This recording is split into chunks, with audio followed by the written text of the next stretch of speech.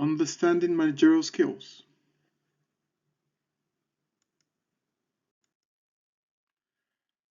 What is management? Management is the coordination and administration of task assignment to achieve a goal. The administration activities include setting the organization's strategy and coordinating the efforts of staff in order to achieve these objectives through the application of resources in an effective and efficient manner. Now, basically, we have two-factor theories of management. We have the autocratic and the democratic. The autocratic, as we know, is job-centered. There is more focus on achieving goals and objectives without less care to the welfare or well-being of the employees. More concern for production initiation and is basically more task motivated. Democratic focuses more on the people and the employees. That is employee-centered, concern for people, consideration relationship-based. It focuses on the organizational culture and behavior. Now, there are four types of managers, right? We have the interactive, master, novice, and controlling manager. Now, how would you describe a novice manager? They have good intentions, but when they are novice, literally means they are not well equipped and they don't have the skills and the experience. They're normally great intenders. They work very hard. They don't actually manage. They don't delegate. They tend to do more than manage. They spend more time leading than managing, and as a result, they don't tend to accomplish the goals and objectives originally set for them. Looking at the assessment, their skills are not developed. And as a result of these undeveloped skills and expertise, the consequences tend to be that employees literally do not know what to do. No direction. The work tends to be very frustrating. And because they move around in circles, they are rewarded and unappreciated.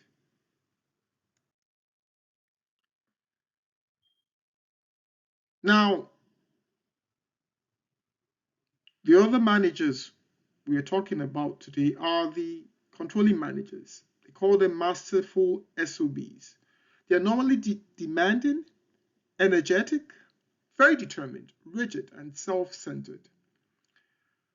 I must admit, they tend to get the task done, whichever way, however it works, but they normally do it at the expense of the employees. They're very demanding, controlling. You could call them autocratic form of leadership. They dictate. When you look at the assessment, just like I had reiterated, they pressure employees. They said they give deadlines a day late. They give very impossible deadlines and they expect you to meet them. Because of the tense environment and the pressure on the employees, they tend to worry about what the next task or demand will be. Employees tend to be drained because of the huge responsibility, pressure, and tension on their throat or neck. Employees tend to be stressed to the maximum. As I have reiterated, they accomplish their goals and objectives, but employees tend to be burnt out As a result of that development, they feel unrewarded and there's a high turnover. Out of frustration, they leave because of the pressure. The opposite of these controlling managers are the interactive ones.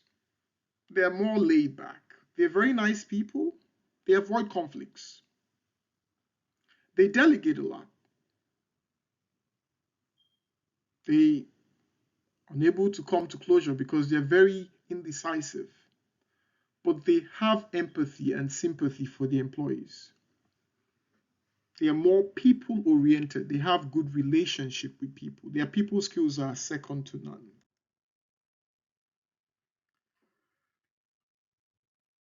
I give it to them when it comes to assessments. Their goals are clear.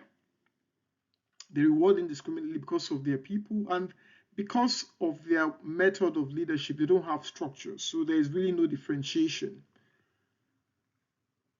Because of the form of just delegating, they put pressure on those employees who give them the best and they tend to leave. And the average or low performers tend to stay because they know that they have an interactive, understanding manager.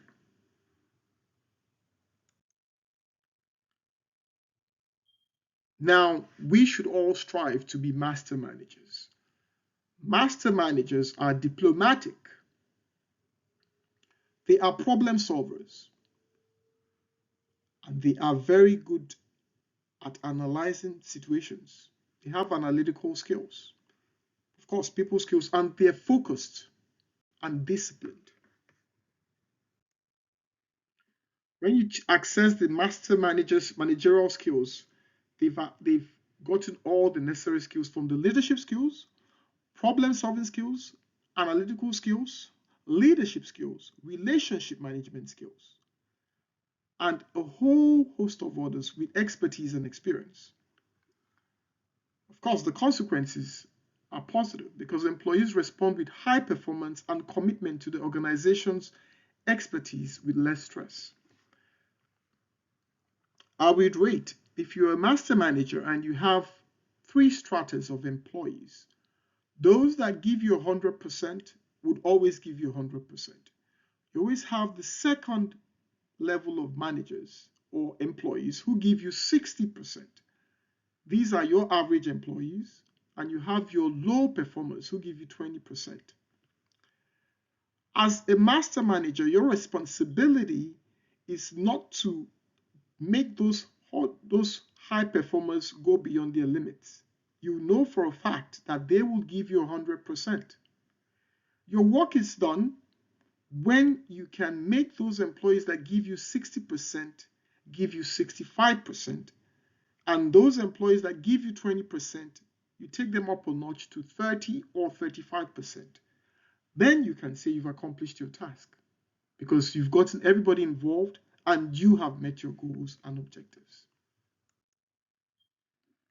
How do you help individuals become master managers? Access their skills, feedback and focusing on what their strengths are, weaknesses, and how they could harness and develop their strengths. You give feedback, give adequate feedback. You, I don't see myself as just a manager. I see myself as a coach and a mentor. Training. You have to improve those skills to become a master manager. This comes with time, expertise, and experience, but also you have to work on yourself. Post-assessment. Measure the change. If their behavior doesn't show it, they don't know it. We're in a paradigm world, always rate of change. So you should have that ability to change and adapt to the environment. Now, how would you help individuals become master managers? Most importantly, you need to set goals and objectives. These goals need to be very clear and important. Facilitate planning and problem solving, brainstorming sessions, root cause analysis, round robin, and a whole host of others. But you need to have problem solving skills. You facilitate the work of others. Encouragement. You need to provide adequate feedback on progress made and where adjustments need to be made. Continuous feedback is necessary. You need to exercise positive control. And finally, you have to reinforce good performance. Finally, I will end with this. Without goals, you cannot plan. Without plans, you cannot control. Without control, you cannot manage either yourself or others. Thank you.